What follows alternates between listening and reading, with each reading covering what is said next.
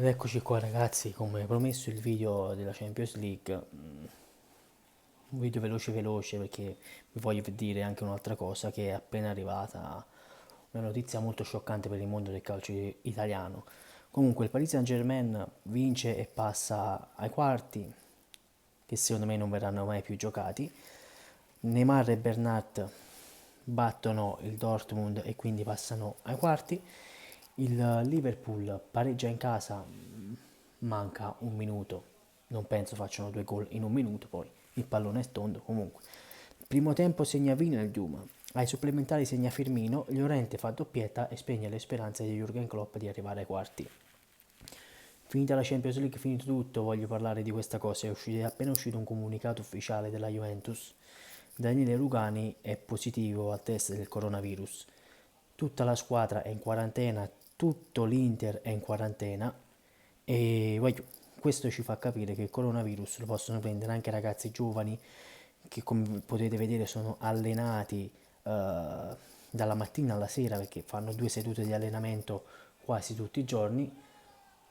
Ha segnato Morata 3-2 per l'Atletico Madrid, la chiude lui, è finita, il Liverpool a casa. Comunque, questo vi voglio far capire, non è una cazzata questa cosa del coronavirus, quindi state attenti, state in casa, uscite solo per necessità, non fate cazzate, quindi non create, non andate in posti affollati, vi dovete stare a casa, punto, basta.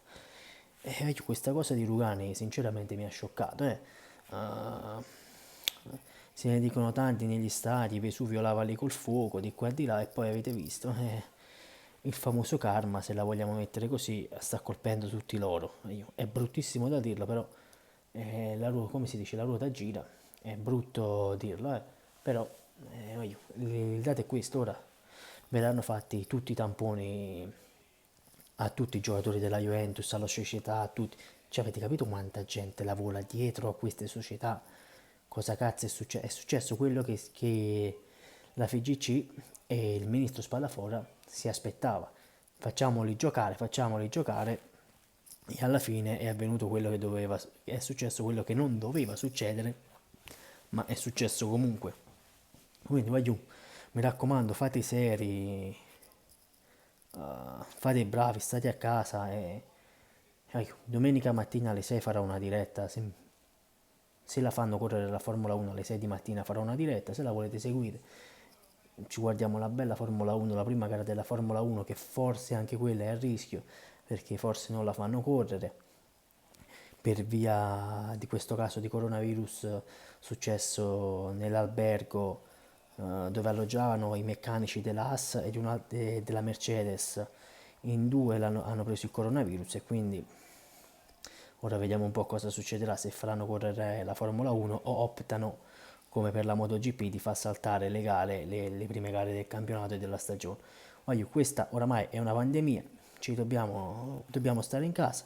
Ricordatevi una cosa, ai nostri nonni è stato chiesto di andare in guerra e noi dobbiamo solo rimanere sul divano, ci guardiamo Netflix, ci guardiamo le partite, ci guardiamo i film e storia finita. Comunque iscriviti al canale e lascia un bel mi piace, forza Daniele, l'Italia sportiva è tutta con te.